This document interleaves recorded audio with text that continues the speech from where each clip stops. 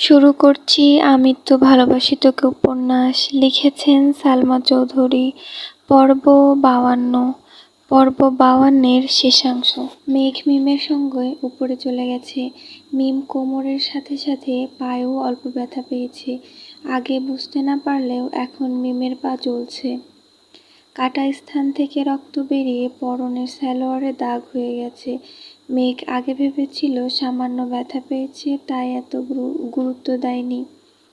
মিমের অবস্থা দেখে এখন মেঘ নিজেই ভয় পেয়ে গেছে। বাসার কাউকে জানালে তুলকালাম কাণ্ড হয়ে যাবে। মিম পায়ের দিকে তাকিয়ে কাঁদছে আর আরিফকে অনর্গল বকেই যাচ্ছে। মেঘ বুঝিয়ে শুনিয়ে মিমকে শান্ত রাখার চেষ্টা করছে।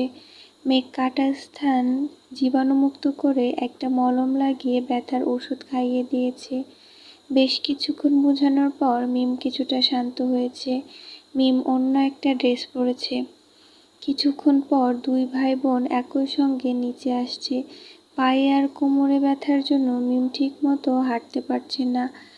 ওরা নিচে আসতেই দেখলো আলী আহমেদ খানের রুমের সামনে ভিড়। মেঘ মিমকে সোফায় বসিয়ে এগিয়ে গেল বড় আব্বুর রুমের দিকে। রুমের বাহিরে মোজাম্মেল খান, ইকবাল খান, মালিহা খান, আকলিমা খান, হালিমা খান দাঁড়িয়ে আছেন।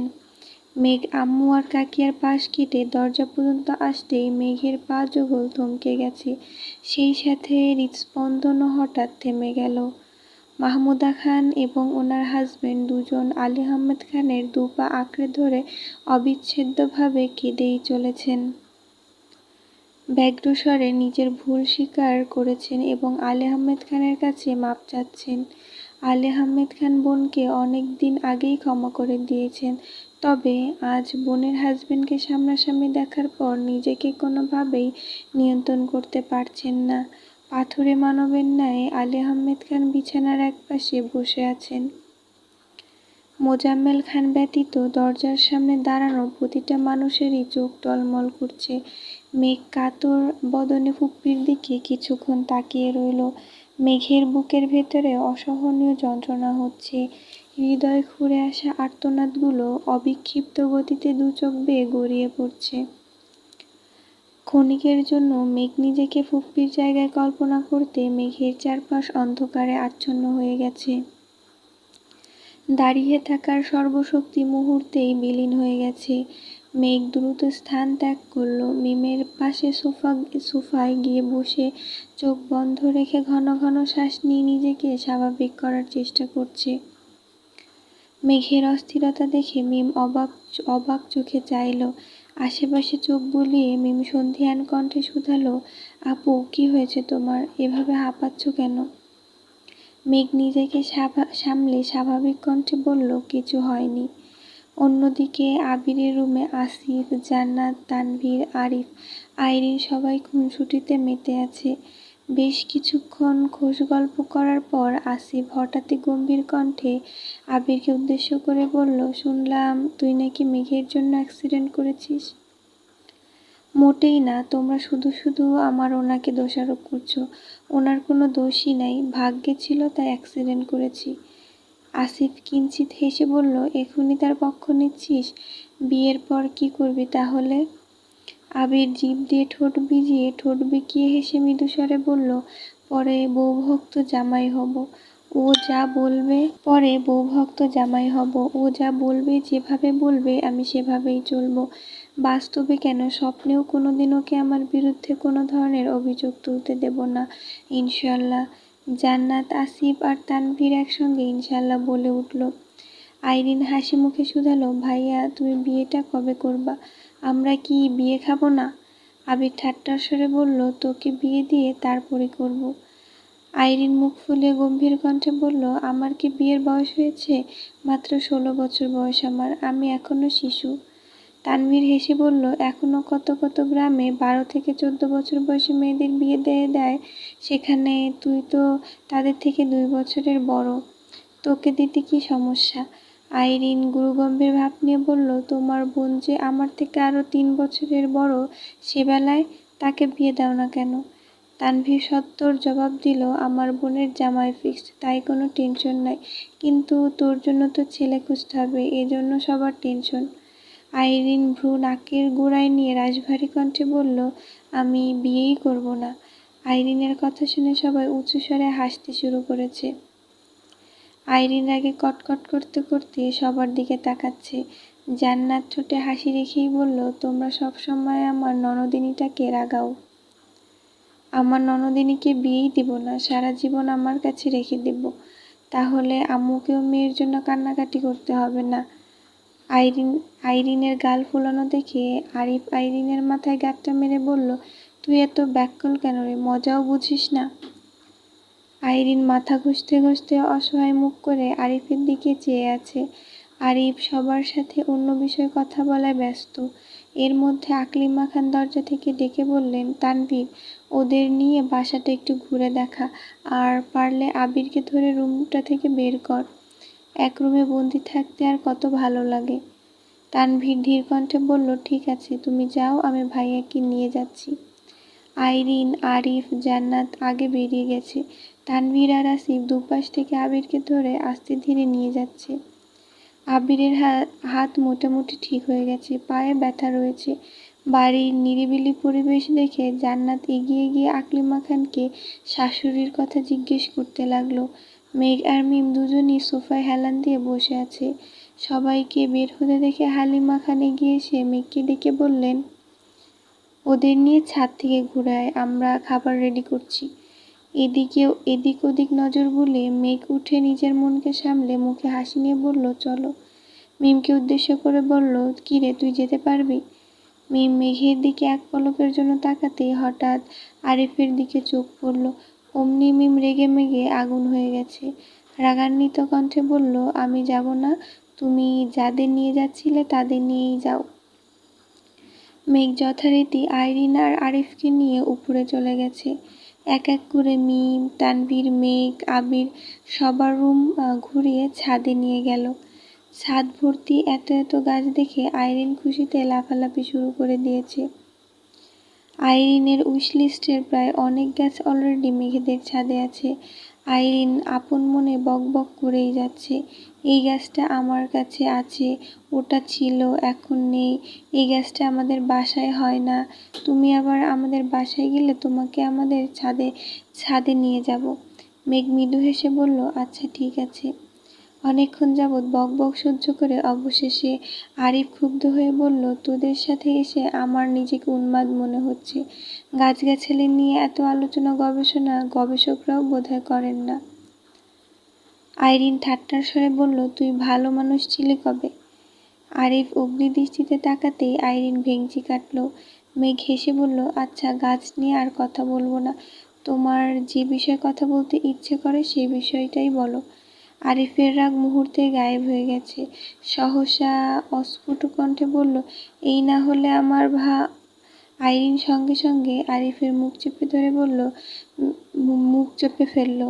মেঘ আশ্চর্যিত নয়নে তাকিয়ে আইরিনকে শুধালো, আরিফের মুখ চেপে ধরেছ কেন?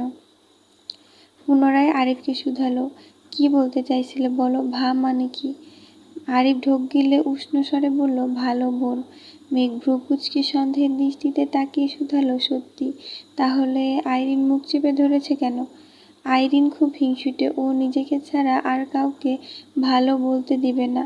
তোমাকে ভালো বলে ফেলেছি, এটাও সহ্য হচ্ছে না। আইরিন বিপুল চোখে আরিফের দিকে তাকিয়ে আছে আর ভেতরে ভেতরে ফুঁসছে। বিড়বিড় করে বলল, আগে বাসায় চল, তারপর তোকে বুঝাবো। মেঘ, আইরিন, আরিফ তাদের পড়াশোনা, ভার্সিটি লাইফ আর স্কুল লাইফ নিয়ে গল্প করছে। এদিকে আবির, তানভীর, আসিফ সোফায় বসে বসে গল্প করছে। আবিরের ব্যবসা, তানভীরের রাজনীতি, আসিফের জব লাইফ নিয়েই নানান আলোচনায় মগ্ন। জান্নাত হালিমা খান, আকলিমা খানের সাথে খাবার পরিবেশনে সাহায্য করছে। মাহমুদা খান, ওনার হাজবেন্ড এবং বাকিরা আলী আহমেদ খানের রুমে টুকটাক কথা বলছেন। মাহমুদা খানকে আলী আহমেদ খান নতুন করে সবার পরিচয় দিচ্ছেন, যদিও মাহমুদা খান সবাইকে আগে থেকেই চিনেন। আলী আহমেদ খান হঠাৎ প্রশ্ন করলেন, তোর ছেলে মেয়ে কি তিনজনই? মাহমুদা খান মৃদুস্বরে বললেন, না, আমার আলহামদুলিল্লাহ 2 ছেলে আর 2 মেয়ে। মোজাম্মেল খান শুধালেন, আরেক মেয়ে কোথায়, নিয়ে আসলি না কেন? বড় মেয়ের বিয়ে হয়ে গেছে, কানাডা থাকে। ইকবাল খান আশ্চর্য নয়নে তাকিয়ে বললেন, আফা, তোমার এক মেয়েকে বিয়েও দিয়ে ফেলেছ? মাহমুদা খান মলিন হেসে বললেন, আলহামদুলিল্লাহ, 1 বছরের একজন নাতিও আছে। মোজাম্মেল খান বোনের কথায় রীতিমতো ভিমরি খেল। আলী আহমেদ খান মালিহা খানের দিকে তাকিয়ে উদাসীন কণ্ঠে শুধালেন, আমার ছেলেকে এবার বিয়ে করানো দরকার নাকি বলো? মালিহা খান কিছুটা তপ্ত স্বরে বললেন, আবির ফেরার পর থেকেই আপনার কাছে আমি এই কথা বলছি, কিন্তু আপনি তো আমার কথার গুরুত্বই দিচ্ছেন না।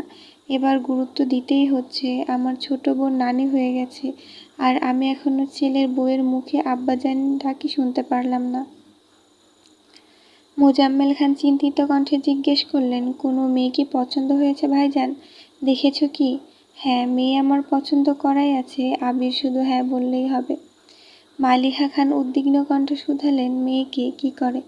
আলী আহমেদ খান ঠাট্টার স্বরে বললেন, মেয়ে তুমিও দেখেছিলে, এবার আমিও দেখেছি, এখন দেখি ছেলে কি করে। মোজাম্মেল খান আবারও প্রশ্ন করলেন, ভাইজান তুমি কি শাকিল সাহেবের মেয়ের কথা ভাবছ? মালিহা খান জিজ্ঞাসু দৃষ্টিতে তাকিয়ে প্রশ্ন করলেন, শাকিল সাহেব কি? ইকবাল খান উত্তর দিলেন, ভাইজানের ব্যবসায়িক বন্ধু। মেয়ে দেখতে কেমন? মাশাআল্লাহ ভাবি, মেয়ে দেখার মতো, আপনি দেখলে চোখ ফেরাতে পারবেন না, যাকে বলে আগুন সুন্দরী, তার উপর বাবা মায়ের একমাত্র মেয়ে বলে কথা। মালিহা খান ঠান্ডা কণ্ঠে জানালেন, না, আমার ছেলের বউ হবে আমার মতো সাধারণ, অবশ্যই মিশুক হতে হবে। সে যে আগুনের আশেপাশে ভিড়তে পারবো না, সে আগুনে আমার ছেলেকে পুড়তে দিব না। আলী আহমেদ খান গম্ভীর কণ্ঠে বললেন, তোমার ছেলে বিয়ের জন্য রাজি হলে তারপর অন্যান্য বিষয় নিয়ে আলোচনা করা যাবে। এদিকে মাহমুদা খানের বুকের ভেতরে থাকা হৃৎপিণ্ড কেঁপে উঠেছে। উনি এতদিনে আবিরকে যতটুকু চিনেছেন, আবির মেঘকে না পেলে আবির বাঁচবে না, যে কোনো একটা বড় ধরনের অ্যাক্সিডেন্ট ঘটিয়ে ফেলবে। মাহমুদা খান আলী আহমদ খানের সামনে মুখ ফুটে কিছু বলতে পারছেন না, আবার চুপচাপ কথাগুলো হজমও করতে পারছেন না। অন্যদিকে মিম সোফায় বসেছিল। আবিররা সোফায় এসে বসতেই মিম কিছু একটা ভেবে তড়িঘড়ি করে উঠে পায়ে ব্যথা নিয়ে দৌড়ে রান্নাঘরে গেল। উত্তেজিত কণ্ঠে শুধালো, আম্মু, বাসায় কলা আছে? হ্যাঁ, কেন? আমায় একটা কলা দাও। ভাত খাওয়ার সময় কলা দিয়ে কি করবি? খাবো। এখনই দাও, একটা না, 2টো কলা দিও। আকলিমা খান কপাল কুঁচকে মিমের দিকে তাকিয়ে কিছু না বলে 2টা কলা বের করে দিল। সঙ্গে সঙ্গে হালিমা খান মিমকে বললেন, মিম, ছাদ থেকে ওদের ডেকে নিয়ে আয় তো মা। মিম ঠোঁট বেঁকিয়ে হেসে বলল, অবশ্যই, এখনই আনছি। মিম কলা খেতে খেতে সিঁড়িতে উঠছে, মুহূর্তেই যেন পায়ের ব্যথার কথা সম্পূর্ণ ভুলে গেছে। ছাদের দরজা থেকে ডাকলো, আপু, মামুনি তোমাদের ডাকছে। মেঘ স্বাভাবিক কণ্ঠে বলল, আচ্ছা যাচ্ছি, কিন্তু তুই এখানে আসলি কিভাবে? এভাবেই। মেঘ আর আইরিন গল্প করতে করতে সিঁড়ি দিয়ে নামছে। আরিফ মিমের শারীরিক অবস্থা বোঝার জন্য এক পলক মিমের দিকে তাকিয়ে সঙ্গে সঙ্গে চোখ সরিয়ে নিয়েছে। মিম যদি বুঝতে পারে আরিফ ইচ্ছাকৃত মিমের দিকে তাকিয়েছে, তাহলে এবার সিডোর আইলার মতো তাণ্ডব শুরু করে দিবে। আরিফ ফোনের দিকে মনোযোগ দিয়ে মিমকে পাশ কাটিয়ে চলে গেছে। আরিফ 4-5টা সিঁড়ি নামতেই হঠাৎ স্লিপ কেটে নিয়ন্ত্রণ হারিয়ে কয়েক সিঁড়ি নেমে সামনে থাকা আইরিনের 2 কাঁধে ধরার চেষ্টা করে। আরিফের ভর আইরিন নিতে না পেরে হুমড়ি খেয়ে পড়তে নেয়। মেঘ তাড়াতাড়ি আইরিনকে ধরে ফেলে। ততক্ষণে আরিফও নিজের শক্তি দিয়ে কোনো রকমে স্থির হয়েছে। পায়ের 2-3 জায়গায় ঘষা খাওয়ায় আরিফের পা জ্বলছে। সেদিকে না তাকিয়ে আরিফ পেছনে ফিরে তাকাতেই দেখল একটা সিঁড়িতে কলার বাকল অক্ষত অবস্থায় পড়ে আছে। এর আগেই সিঁড়িটাতে আরিফ পা পড়েছিল। মিম 2টো কলা খেয়ে পরপর 2 সিঁড়িতে বাকল ফেলেছে, যেন যে কোনো একটাতে আরিফ স্লিপ খায়। মেঘ আর আইরিন আগে নেমে যাওয়ায় এবং আরিফের মনোযোগ ফোনে থাকায় মিমের কাজে বেশ সুবিধা হয়েছে। আরিফ চোখ তুলে মিমের দিকে তাকাতেই মিম নিজের 2 হাত ছেড়ে এমন ভাব নিল যেন সে বিশাল কিছু করে ফেলেছে। আরিফের রাগ হলেও সে প্রকাশ করল না। আইরিন নিজের মতো করে আরিফকে বকছে। আইরিন ভেবেছে আরিফ ইচ্ছে করে আইরিনকে ধাক্কা দিয়েছে। আরিফ সেসবে পাত্তা না দিয়ে মেঘেদের পাশ কাটিয়ে নিচে চলে গেছে। মিম নেমে এসে উদ্বিগ্ন কণ্ঠে শুধালো, আইরিন আপু, তুমি কি ব্যথা পেয়েছো? মেঘ সন্দেহের দৃষ্টিতে মিমকে দেখেও কিছু বলল না। নিচে নামতেই দেখলো সবাই খাবার টেবিলে বসা। আজ ডাইনিংয়ে আরও 5টা চেয়ার অ্যাড করায় জায়গা তুলনামূলক কম। ফুপ্পিদের পাশে 2টা চেয়ার ফাঁকা, আবিরের পাশে একটা চেয়ারও ফাঁকা। আইরিন তার মায়ের পাশে গিয়ে বসলো। মিম ফুপ্পিদের পাশের চেয়ারে বসতে বসতে মেঘকে চোখের ইশারা করলো যেন আবিরের পাশে গিয়ে বসে। মেঘ কয়েক মুহূর্তে স্তব্ধ হয়ে দাঁড়িয়ে রইল। এর মধ্যে আবির 2বার তাকিয়েছে, কিন্তু মেঘের নজর অন্যদিকে। তানভীর আবিরের পাশের চেয়ারটা ইশারা করে মোলায়েম কণ্ঠে মেঘকে বলল, বনু, এখানে এসে বস। সঙ্গে সঙ্গে আলী আহমদ খানও বললেন, বসো বসো, খাওয়া শুরু করি। মেঘ আগপাছ না ভেবে আবিরের পাশে গিয়ে বসল। অজানা এক অনুভূতিতে মেঘের মন শিউরে উঠেছে। তিরতির করে কাঁপছে মেঘের হাত। আবির মেঘের হাতের দিকে নজর বোলায়, আর চোখে মেঘকে কয়েক মুহূর্ত পর্যবেক্ষণ করে। মেঘের কাঁপাকাঁপি দেখে আবির ব্যান্ডেজ করা হাত নিয়ে নিজেই মেঘের প্লেটে খাবার তুলে দিল। অচমকা মেঘের সঙ্গে হাতের স্পর্শ লাগতেই মেঘ কারেন্টের শক খাওয়ার মতো আঁতকে ওঠে। মুহূর্তেই হাত ছিটকে সরিয়ে নিয়েছে। অকস্মাৎ মেঘের এরকম আচরণে আবির কপাল গুটিয়ে অবাক চোখে তাকালো, কিন্তু কোনো কথা বলল না। খাওয়ার মাঝে প্রয়োজনের বাইরে কেউ কোনো কথা বলেনি। মিমের সাথে 2-1বার আরিফের চোখাচোখি হয়েছে। মিম প্রতিবারই ভেংচি কেটে সহসা অন্যদিকে তাকিয়ে পড়েছে। আলী আহমেদ খান খাবার শেষ করে গলা খাকারি দিয়ে ধীর কণ্ঠে বললেন, আমি খানবাড়ির সবার উপস্থিতিতে আমার ছেলের ব্যাপারে গুরুত্বপূর্ণ সিদ্ধান্ত জানাচ্ছি। আমার ছেলের সম্মতি থাকলে আমি সামনের ঈদ নাগাদ ছেলের বউ ঘরে তুলতে চাই। আলী আহমেদ খানের কথাগুলো আবিরের মনে সঙ্গে সঙ্গে বিস্ফোরিত হয়েছে। আবিরের চোখ মুখে অন্ধকার নেমেছে, কপালে কয়েক স্তর ভাঁজ পড়ে গেছে। এদিকে মেঘের নিঃশ্বাস গলায় আটকে গেছে, অবিরত ঢোক গিলে নিঃশ্বাস নেওয়ার প্রবল চেষ্টা করছে। তানভীর, আসিফ, আরিফ, জান্নাত, আইরিন, মিম সকলেই আশ্চর্য নয়নে তাকিয়ে আছে। সবার মনে উত্তেজনা আর ভয় একসঙ্গে কাজ করছে। আলী আহমেদ খান পুনরায় শুধালেন, আবির, এখন বিয়ে করতে তোমার কোনো আপত্তি আছে? শ্বাসরুদ্ধ পরিস্থিতিতে আবিরের নিঃশ্বাস ভারী হয়ে গেছে। মস্তিষ্ক জুড়ে বিচরণ করা পরিকল্পনাগুলো এলোপাতাড়ি ছুটছে। পিঞ্জরে আবদ্ধ হৃৎপিণ্ডটা দপদপ করে কাঁপছে। আব্বু চাচ্চু সহ খানবাড়ির প্রায় সব সদস্য আজ এখানে উপস্থিত। বহু কাঠখড় পুড়িয়ে আবির ফুপ্পিকে প্রথমবারের মতো বাসায় আনতে সফল হয়েছে। আবির যতটা চেষ্টা প্রকাশ্যে করেছে তার থেকে অনেক বেশি চেষ্টা গোপনে করেছে। ফুপ্পির সাথে প্রথমবার দেখা হওয়ার পর থেকে মালিহা খানকে দিয়ে আবির যথাসাধ্য আলী আহমেদ খানকে বোঝানোর চেষ্টা করে আসছে। এতদিনে ভাই বোনের সম্পর্ক মোটামুটি ঠিক হতে শুরু করেছে। এমত অবস্থায় আবির কোনোভাবেই নতুন কোনো ঝামেলা চাচ্ছে না। বর্তমানে আবিরের অবস্থান অনুসারে মেঘের কথা বাসায় জানানো বা আব্বু চাচ্চুর কাছে মেঘকে চাওয়ার মতো মিনিমাম যোগ্যতাও আবিরের নেই।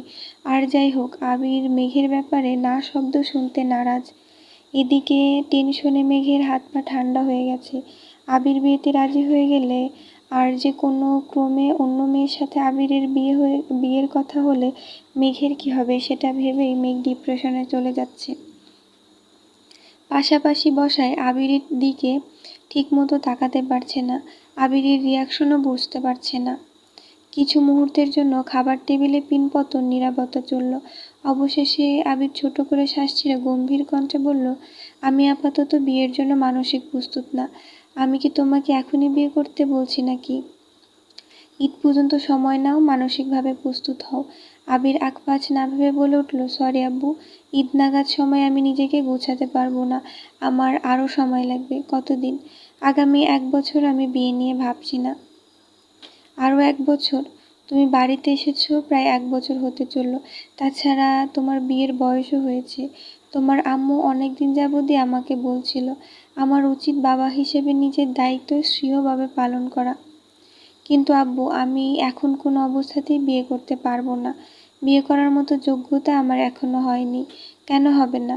যদি ইনকামের কথাও চিন্তা করি, তুমি প্রায় 8-9 মাস যাবত আমাদের পারিবারিক ব্যবসার পাশাপাশি নিজস্ব ব্যবসা সামলাচ্ছ। তোমার পার্সোনাল ইনকাম বাদ দিলাম। আমাদের কোম্পানি থেকে প্রতি মাসে তোমাকে যে স্যালারিটা দেওয়া হয়, আমি আশাবাদী তা দিয়ে তুমি তোমার বউ নিয়ে দিব্যি চলতে পারবে। প্রয়োজনে বিয়ের পর তোমার স্যালারি বাড়ানো হবে। ব্যবসার দায়িত্ব এখন তোমার কাছে। তোমার যা প্রয়োজন তার সবটাই তুমি নিতে পারো। এরপরও যদি সমস্যা মনে হয় তাহলে আমি তো আছি। বিয়ে সম্পূর্ণ খরচ না হয় আমিই দিলাম। আবির মলিন হেসে বললেন, আপনাকে অসংখ্য ধন্যবাদ এবং আমি আন্তরিকভাবে দুঃখিত। প্রয়োজনে 1 বছরের জায়গায় 2 বছর পর বিয়ে করব। তবুও বিয়ের জন্য আমি কারো কাছ থেকে 1 পয়সাও নিব না। মোজাম্মেল খান রাশভারী কণ্ঠে বলে উঠল, যদি টাকার জন্যই বিয়ে করতে সমস্যা হয় তাহলে তোমার আব্বুর বা আমার অ্যাকাউন্ট থেকে চাইলে তুমি তোমার প্রয়োজনীয় অ্যামাউন্ট ধার নিতে পারো। তারপর ধীরে ধীরে পরিশোধ করে দিও। তোমার আব্বু তোমাকে বিয়ে করাতে চাইছেন, তোমার রাজি হওয়া উচিত। মোজাম্মেল খান একটু থেমে পুনরায় বললেন, আর মেয়েটা তোমার অপরিচিত কেউ না। মোজাম্মেল খানের কথায় আবির আঁতকে উঠল। মুহূর্তের মাথার চিন্তা ঘুরপাক খেতে শুরু করলো। সহসা হৃৎস্পন্দন জোরালো হয়ে গেছে। মনের গহীনে একটা চিন্তা বারবার উকি দিচ্ছে। আব্বু চাচু কি কোনোভাবে মেঘের কথা বলতে চাচ্ছেন? অন্যমনস্কতায় আবিরের ওষ্ঠযুগল কিছুটা প্রশস্ত হলো। নিপুণ কৌশলে আবির নিজের অল্প বিস্তর হাসিটাকে আড়াল করে গুরুতর কণ্ঠে শুধালো, কে সে? মোজাম্মেল খান অবলীলায় বলতে শুরু করলেন, শাকিল সাহেবকে তো তুমি চিনোই। ওনার মেয়ে সারাকেও নিশ্চয়ই দেখেছ। মাঝে মাঝে অফিসেও আসে। গতকাল তোমার অসুস্থতার কথা শুনে শাকিল সাহেব অফিসে এসেছিলেন। তারপর নিজে থেকেই সারার সঙ্গে বিয়ের সম্বন্ধে কথা বলেছেন। যদিও ভাইজান তেমন কিছু বলেনি। বাসায় আলোচনা না করে ওনাকে কিছু জানানো ঠিক হবে না। বাসার সবার ও তোমার মতামত থাকলে ওনাদের বাসায় দাওয়াত করা হবে। মেয়ে অপছন্দ হওয়ার মতো কিছু না। তারা আসলে এঙ্গেজমেন্টটাও না হয় করে নেওয়া যাবে। সারার কথা শুনে আবিরের মেজাজ চরম মাত্রায় খারাপ হয়ে গেছে। মনের কোণে যে এক টুকরো সুখের আভাস উকি দিয়েছিল তা যেন মুহূর্তেই বিলুপ্ত হয়ে গেছে। পায়ের রক্ত মাথায় উঠে গেছে। গায়ের রক্ত টকবক করে ফুটছে। মেঘ তানভীর 2 ভাই বোনই অসহায় মুখ করে আব্বুর অভিমুখে চেয়ে আছে। মেঘ পাশে তাকিয়ে এক পলক আবিরকে দেখছে, পুনরায় এক পলক আব্বুকে দেখছে। উপস্থিত সকলের মনে অস্থিরতা। এতক্ষণ যাবৎ একটুর জন্য হলেও মনে হয়েছিল তারা আবিরের মতামত জানতে চাইবে, কিন্তু মোজাম্মেল খানের মুখে এঙ্গেজমেন্টের কথা শুনে সকলেই থতমত খেয়ে গেছে। ফুপ্পিরা সকলেই মুখ চাওয়াচাওয়ি করছে। সবাই সবার দিকে তাকালেও আবিরের দৃষ্টি প্লেটের দিকে স্থির। রাগে আবিরের দাঁতে দাঁত চেপে ধরে আছে। কপালের দুপাশে শিরা উপশিরাগুলো দ্রুত গতিতে লাফাচ্ছে। গলার রগগুলো ফুলে উঠেছে। সারা মেয়েটা ইদানিং ঘন ঘন অফিসে আসছিল। ওনাদের সাথে কোনো মিটিং বা যে কোনো আলোচনাতেই সারা শাকিল সাহেবের সঙ্গে আসতো। প্রথম দিন ফর্মালিটি করে আবির সারার সঙ্গে স্বাভাবিকভাবে কথা বলেছিল। 1 কাপ কফিও অফার করেছিল। মিটিংয়ে যাওয়ার আগে আবির কাউকে কফি দেওয়ার কথা বলেও গিয়েছিল, কিন্তু পরবর্তীতে ব্যস্ততার জন্য সারার সঙ্গে আর কোনো কথা হয়নি। সেই থেকে সারা প্রায়ই অফিসে আসতো, যেচে আবিরের সাথে কথা বলার চেষ্টা করত। আবির ব্যস্ততা দেখিয়ে সবসময় ইগনোর করত। সারা বেশ কয়েকবার আবিরের নাম্বারও চেয়েছে, কিন্তু আবির দেয়নি। সেই মেয়ের সঙ্গে বাবা চাচা আবিরের বিয়ের কথা ভাবছে, এতেই আবিরের মেজাজ তুঙ্গে। আবির মুখ ফুলিয়ে শ্বাস টানল, নিজেকে নিয়ন্ত্রণ করার চেষ্টা করল। দীর্ঘশ্বাস ছেড়ে কণ্ঠ 4 গুণ ভারী করে বলল, আমি বিয়ে করব না মানে করবই না। আগামী 1 বছর এই বাড়িতে কোনো প্রকার বিয়ে আলোচনা শুনতে চাই না। শাকিল সাহেবের মেয়েই হোক আর যে সাহেবের মেয়েই হোক, আজকের পর থেকে অফিসিয়াল কার্যক্রমের সদস্য ব্যতীত অফিসে যেন কোনো মেয়ে না আসে। আর অনুগ্রহ করে আমার বিয়ে নিয়ে আপনারা আলোচনা বন্ধ করুন। আলী আহমদ খান রাশভারী কণ্ঠে বললেন, তুমি এই কথা শেষ করতে তো দিবে? আব্বু, আমি আর কোনো কথা শুনতে বা বলতে চাচ্ছি না। তোমার কিছু বলার থাকলে বলতে পারো। আবির রাগান্বিত কণ্ঠে বলে উঠল, আপনাদের সিদ্ধান্ত জানিয়ে এঙ্গেজমেন্ট পর্যন্ত ফিক্সড করে ফেলেছেন, আর এখন আমার মতামত জানতে চাচ্ছেন? বাহ, অসাধারণ। মালিহা খান শান্ত স্বরে বললেন, আবির, আব্বুর সাথে এভাবে কথা বলছিস কেন? কথা বললেই তো বিয়ে হয়ে যায় না। ওনারা তো তোর সিদ্ধান্ত জানতে চাচ্ছেন। আম্মু, এটা কি সিদ্ধান্ত জানতে চাওয়া বলে না? ওনারা ওনাদের মর্জি আমার উপর চাপালে আমি ওনাদের সব সিদ্ধান্ত মানতে পারবো না। আর যদি আমার সিদ্ধান্ত জানতেই চাও তাহলে আমি আবারও বলছি, আগামী 1 বছর আমি বিয়ে করতে পারবো না। এ ব্যাপারে আমার সামনে অথবা আড়ালে আর কোনো কথা যেন না হয়। আলী আহমেদ খান উঠে যেতে যেতে ভারী কণ্ঠে বললেন, ঠিক আছে, তোমার বিয়ে নিয়ে আর কোনো কথা বলবো না। আবির গম্ভীর কণ্ঠে জবাব দিল, ধন্যবাদ। মোজাম্মেল খান গুরু গম্ভীর কণ্ঠে বললেন, ছেলে মেয়ে বড় হয়ে গেলে নিজের মর্জিতে চলতে চায়, বাবা মায়ের অবাধ্য সন্তান হয়ে যায়। বড়দের সিদ্ধান্ত তখন তাদের কাছে মূল্যহীন মনে হয়, কাউকে পরোয়া করে না। আবির ঠোঁট বেঁকিয়ে মনে মনে বিড়বিড় করে বলল, পারলে নিজের মেয়েকে আমার কাছে দেন বিয়ে, তারপর দেখুন আপনাদের সিদ্ধান্তর মূল্য দেই কিনা। নিজের মেয়ের কথা তো একবারও বললেন না। কোথাকার কোন মেয়েকে আমার ঘাড়ে গুছিয়ে দিতে উঠে পড়ে লেগেছেন, তাতে রাজি হয়নি বলে আমি অবাধ্য হয়ে গেছি। বাহ শ্বশুরাব্বু, বাহ। আপনার মেয়েকে বিয়ে দিলে ঈদ পর্যন্ত অপেক্ষা করতে হবে না, আজ এই মুহূর্তে বিয়ে করে ফেলবো। মোজাম্মেল খান বিড়বিড় করতে করতে খাবার টেবিল থেকে উঠে চলে গেছেন। আবির এক পলক চাচ্চুর দিকে তাকালো। বিড়বিড় করে বলা কথা কিছুই আবির বুঝবে না। চোখ ঘোরাতেই তানভীরের চোখে চোখ পড়ল। আবির তানভীরকে দেখে সিম্পলি স্মাইল দিল। তানভীরের মুখের গাম্ভীর্যতা লেগে গেছে। আবির ফুপ্পিদের দিকে তাকিয়ে স্বাভাবিক কণ্ঠে বলল, তোমরা খাচ্ছ না কেন? খাও খাও। সবাই স্তব্ধ হয়ে বসে আছে, শুধু আশেপাশে চোখ বোলাচ্ছে। ইকবাল খান, মালিহা খান, আকলিমা খান উপস্থিত আছে বিধায় কেউ কিছু বলতে পারছে না। সবার মনমরা ভাব দেখে আবির ঠাট্টার স্বরে বলল, সামনের বছর আমার বিয়ে, তোমাদের সবার দাওয়াত। এখন থেকেই বিয়ের প্রিপারেশন শুরু করো। বিয়ে আমার ধুমধাম করেই হবে। আইরিন আর মিমকে উদ্দেশ্য করে বলল, তোরা ডান্স শেখা শুরু কর, আমার বিয়েতে ঠিকমতো নাচতে না পারলে তোদের খবর আছে। আবিরের কথা শুনে সবাই না চাইতেও হেসে ফেলল। নিজের বিয়ের দাওয়াত নিজেই দিচ্ছে, আবার নাচার জন্য বোনদের রীতিমতো ট্রেড দিচ্ছে। এমন কাণ্ড একমাত্র আবিরই করতে পারে। আরিফ মজা করে বলল, ভাইয়া, আমরা কি দোষ করেছি? ছেলে বলে কি আমরা নাচতে পারবো না? আবির হেসে বলল, অবশ্যই নাচবি। তোদের বেশ কিছু লুঙ্গি কিনে দেব, তখন সবগুলো মিলে লুঙ্গি ডান্স দিস। মালিহা খান তপ্ত স্বরে বললেন, আবির, তোর আব্বুর কথা? আবির গম্ভীর কণ্ঠে শুধু বলল, আম্মু। মালিহা খান ঠান্ডা কণ্ঠে বললেন, ঠিক আছে ঠিক আছে, আমি আর কিছুই বলবো না, এই তো আমার লক্ষ্মী আম্মু। আলী আহমেদ খান কিছুক্ষণ আগেই রুমে গেছেন। আলী আহমেদ খানকে দেখে মালিহা খানও এবার নিজের রুমে চলে গেছেন। আবির আর চোখে নিজের প্রেয়সীর দিকে এক নজর তাকালো। মেঘ মাথা নিচু করে ভাতের প্লেটে আঙুল বুলাচ্ছে। বাকিদের মুখে হাসি থাকলেও মেঘের মনে কালবৈশাখী